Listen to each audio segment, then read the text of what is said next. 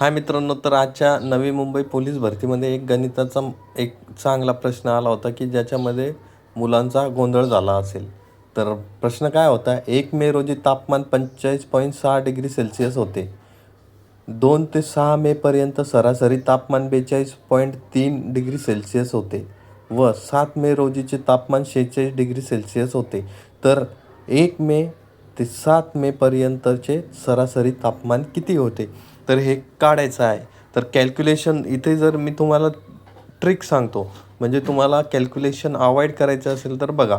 आता आपल्याला माहिती आहे 1 ते 7पर्यंतचं आपल्याला तापमान काढायचं आहे, म्हणजे टोटल याचं तापमान ॲव्हरेज तापमान काढायचं आहे.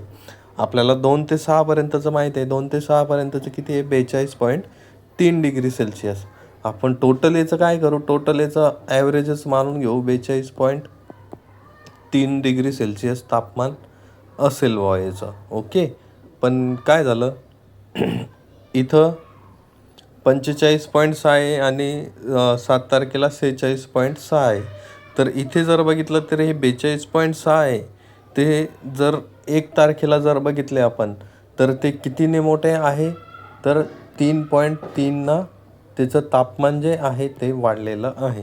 आणि इथे जर बघितलं 46.3 आहे, आपलं 46 डिग्री सेल्सिअस आहे आणि आपलं ॲव्हरेज आपण पकडलं 42.3 डिग्री सेल्सिअस. तर इथे कितीने वाढलं, तर इथे वाढलं ते तर आपण इथे जर केलं कॅल्क्युलेशन जर केलं तर 3.7ने केलं. ओके, 3.7ने इथं वाढलेलं आहे. म्हणजे टोटल वाढ किती झाली आपली, टोटल वाढ किती झाली, 3.7 प्लस 3.3 म्हणजे टोटल किती झाली, 3 आणि 3 6 आणि 7. ओके, 7 डिग्री सेल्सिअसची वाढ झाली. ओके, तर ही 7 डिग्री सेल्सिअसची ही वाढ जी ती 7 जणांना देऊन टाका, म्हणजे काय होईल, 7/7 म्हणजे किती उत्तर येईल, 1 डिग्री सेल्सिअस.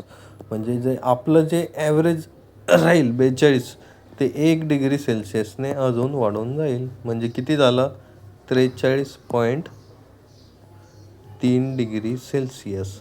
तर हे आपलं त्याचं ऑप्शन झालं. विदिन सेकंदामध्ये हे ऑप्शन आलं.